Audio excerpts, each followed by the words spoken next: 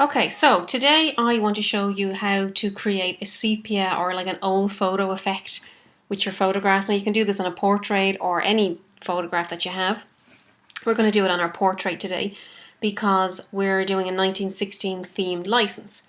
So what I had originally was, this is a photo of my daughter, and I started with that and I combined it with this photograph, this old paper texture. Now you could create your own texture with, we did some lovely tea staining, and you could stain your own paper. I downloaded this off the internet and it's fine, and there's lots of lovely textures that you can get on the web, but feel free to make your own if you want to. And I combined the two together and did a little bit of Photoshop layers to get something like this. So I leave this open so we can go back and forth and have a look at, like if I turn all of these layers off, you'll see what I started with. So the first thing we want to do is have our photograph ready to go. If your photo is like a full photograph of yourself, that's fine. What we're going to do is just select over sort of your head and shoulders so it looks like a type of passport or a license type photo. So we'll create a new document first of all, and in millimeters we'll make it 200 mils by 250 and make it resolution 300 and the color mode CMYK, and click OK. So that's kind of the right size that we're looking for. So let me go to my portrait. I'm going to go to select all. I'm going to go edit, copy, and go to my blank page, edit, paste. Okay, so that's not bad. That kind of fits in okay. Now it might be slightly too big. We might need to scale it down a little bit when we put the white border around, but for now it's okay.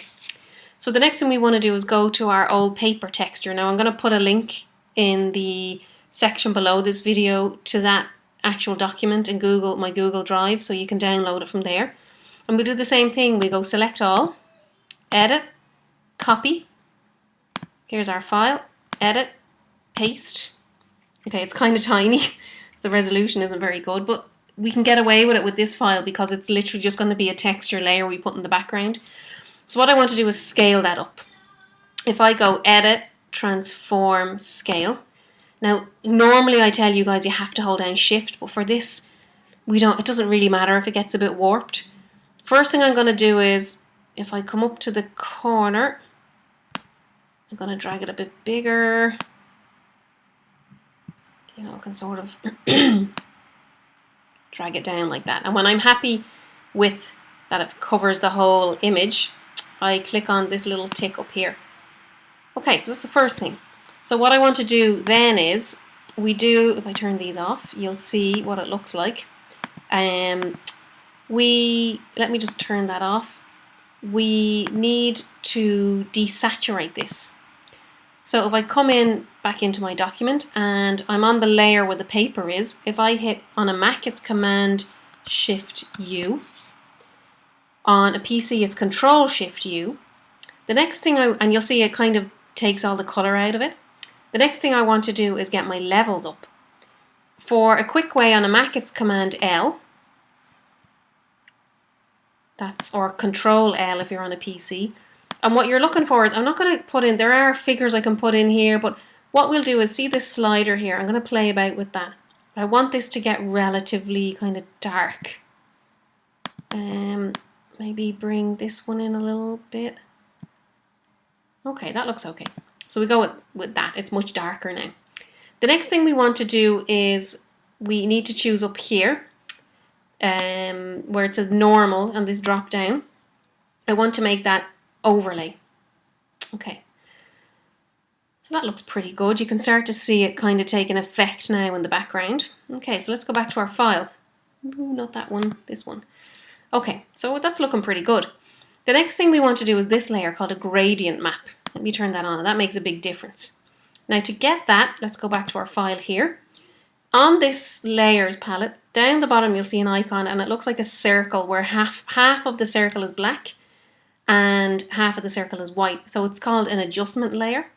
If I click in there and choose gradient map, okay, and you'll see what happens is, now by default, if you look over here, see on the right here, there's my gradient goes from black to white.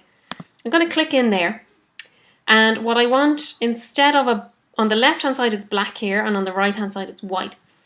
So this, see that tiny little thing there? If I click in there, I don't want a black colour, I want a sort of a browny, dark brown kind of colour. Now I have this set, see down here, only web colours. I want to turn that off. If it's turned on like that, just turn it off. And if we just, on here, this part here, I'm going to go up and down, and I'm sort of looking for like a darkish, quite dark brown, something like that, and click OK, and click OK again. So that looks a little bit better. Okay, back in here. So that's my gradient map. The next layer is this photo filter. If I turn that on, you'll see it makes a sepia kind of filter on it. Okay, so I want to add that in. So let's go back to our file. Again, I come down here to this adjustment layer and click on it, and you'll see photo filter. Okay, and by default it'll probably go onto the first filter on the list, which is warming filter. Play about with some of these, you'll see there's different types in here. I picked, where is it, sepia. But there's other ones. The deep yellow is not bad. That kind of gives it an old-fashioned look. Actually, that's not, that looks kind of good. So, and again, you can play about with the levels here. If I want it like super duper yellow, which I don't, I can bring that up. Let's go back to the sepia one, which looks better. That's kind of looks old looking. Let me bring it up. Oops, bring it up a little bit.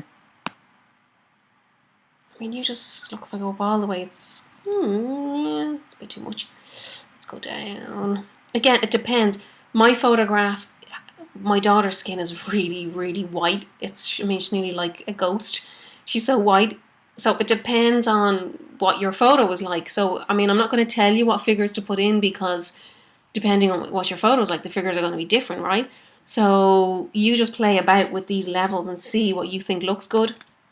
Leave this on, preserve luminosity. If you turn it off, it's, well, I mean, look at yours and see what you think, but on mine it doesn't look good.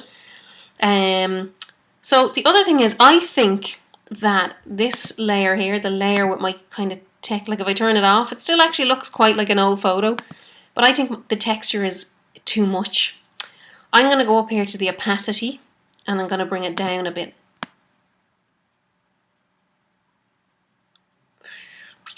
Somewhere around the 50s, maybe. So you can see it's not, it still looks like an old photo, but it's not quite as, her face isn't as sort of scratchy looking as it was before.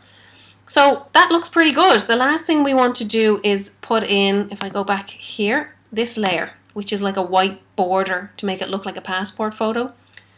So what I want to do is, all the way down here on my layers palette, I'll make a new layer. I can leave it there if I want. I can drag it all the way up the top, will probably be better. So it should be the first layer here. And actually I should name these. Let's name them. Photo, texture. These are okay. This one, border. Okay. So on my border layer, if I go up to select all, if I go edit stroke, and I want the stroke, first of all, the pixel width now, we'll try it at 200. The color, definitely I don't want it black. If I click in here, and I can choose white, and click OK. The location I want on the inside, let's just see what that looks like.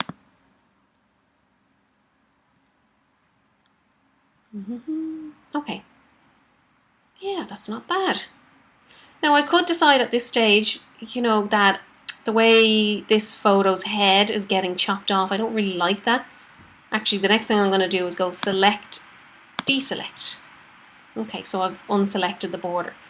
So I think this photograph, I mean, it's okay as it is, but I do think the white border chopping the top of her head off isn't good. So I can click on, oops, sorry, wrong layer, this photo layer, and okay, it's defaulting to that one.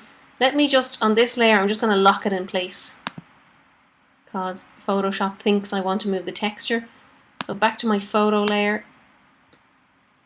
You know, at this stage I can kind of drag that down. That's a little bit better. And I still have the nice sort of old photo texture in here.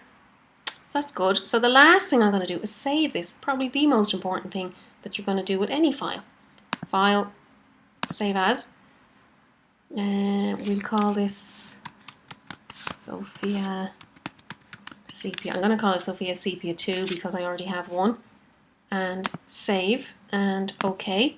Now this is a big file in terms of the physical size. It's 20 centimeters wide by 25 high. I'm going to get you guys to print that out for your portfolio as a big size. And then what we'll do is we'll do a reduced down version. We'll bring it down to about 4.5 centimeters wide, and it'll keep those proportions. And the small little one you'll use on your fake 1916 driver's license. So that's pretty much it. If you follow those steps, we should all have a fabulous old-fashioned driver's license.